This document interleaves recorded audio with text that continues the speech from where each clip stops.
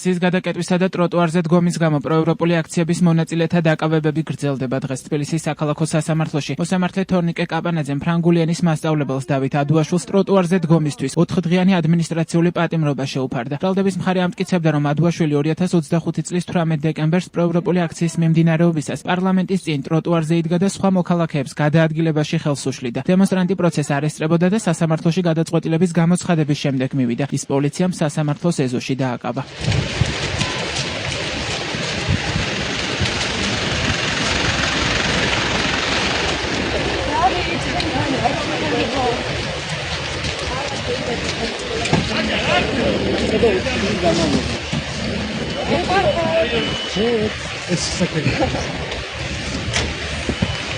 ყველაფერი კარგად იქნება.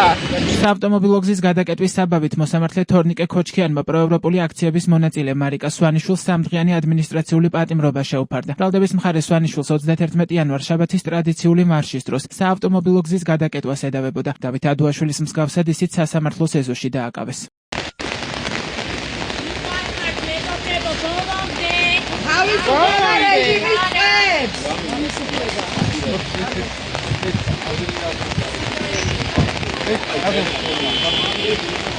ტელეფონი კერა დადგენ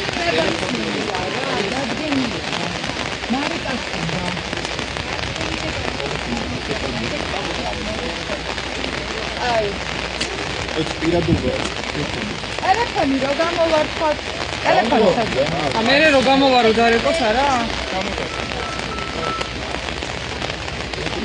დღეს მოსამართლე თორნიკე ქოჩქიანმა 3დღიანი პატიმრობა შეუფარდა ნენე გაბლაიას. ბრალდების მხარე მასაც 31 იანვარს საავტომობილო გზაზე დგომას ედავებოდა. მოდიშის მოხდით, უკაცრავ. ჩაგაწერია რა ნომერს? არა. ჩაგაწერია. იბადი. შევინი ვარ. გავარჯო.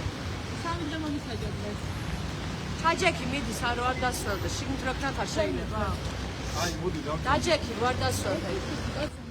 არ უნდა. აი გაკავებენ, მიდი ნენე, ჩაჯექი. მიდი, აბა შენიცი. დაყობა რეჟიმს, შეცდი ოლიგარქიას. და რა ვიცი. თავისუფლება. თავისუფლება რეჟიმს.